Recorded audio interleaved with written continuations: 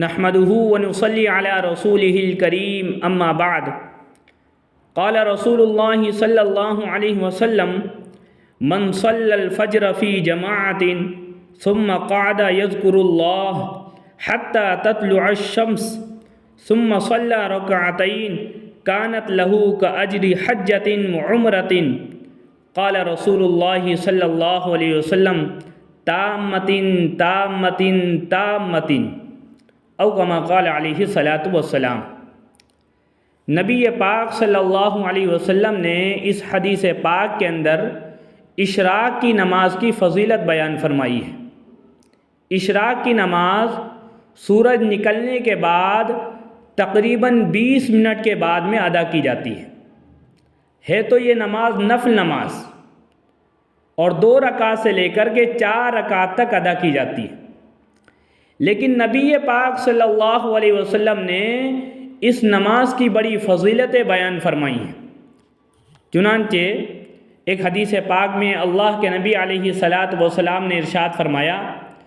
جو بندہ بھی 2 رکعت نماز اشراق پڑھنے کی پابندی کر لیتا ہے، اللہ رب العزت اس کے سارے گناہ معاف فرما دیتے ہیں، اگرچہ اس کے گناہ سمندر کے جھاگ کے برابر ہی کیوں نہ ہو۔ ایک موقع پر نبی پاک صلی اللہ علیہ وسلم نے ایک لشکر روانہ فرمایا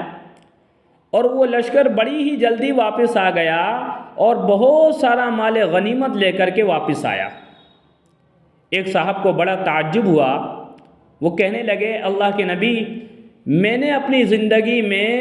اس سے کم وقت پر آنے والا کوئی لشکر اور اس سے زیادہ مال غنیمت لانے والا کوئی لشکر نہیں دیکھا۔ نبی پاک صلی اللہ علیہ وسلم نے ارشاد فرمایا کہ میں تمہیں ایسے لشکر کے بارے میں یا ایسے شخص کے بارے میں نہ بتلاؤں جو اس سے کم وقت میں آ جائے اور اس سے زیادہ مال غنیمت لے کر کے آئے۔ پھر نبی پاک صلی اللہ علیہ وسلم نے ارشاد فرمایا، جو اچھی طرح وضو کر کے مسجد جائے اور فجر کی نماز ادا کرے، اس کے بعد جب اشراق کا وقت ہو جائے تو اشراق کی نماز پڑھے، تو وہ بہت جلدی واپس آیا اور بہت زیادہ مال غنیمت لے کر کے واپس آیا۔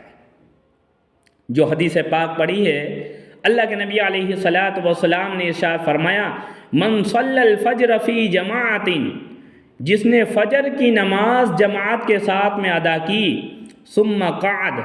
پھر اپنی جگہ پر بیٹھ گیا، یذکر اللہ، اللہ تعالیٰ کا ذکر کرنے لگ گیا، کلمے پڑھ رہا ہے، درود پاک پڑھ رہا ہے، استغفار کی تسبیحات پڑھ رہا ہے یا کوئی اور ذکر کر رہا ہے، حتی تطلع الشمس،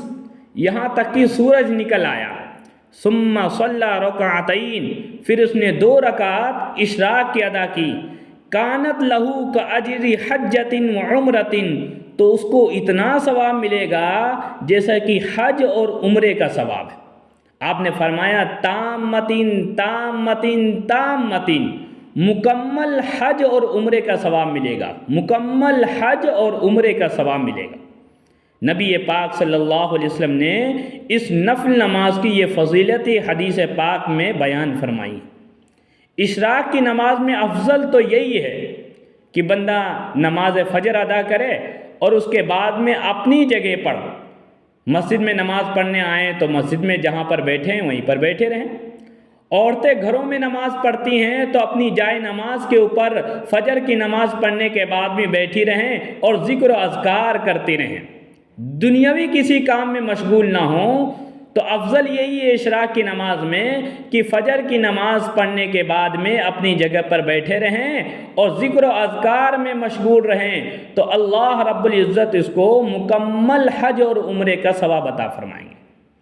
لیکن اگر کوئی شخص فجر کی نماز پڑھنے کے بعد کسی دنیاوی کام میں مشغول ہو گیا یا کسی کام کے لیے باہر چلا گیا اور اشراق کے وقت میں آ کر اس نے اشراق کی نماز پڑھ لی، تو اس کو بھی ثواب ملے گا لیکن ثواب کم ملے گا۔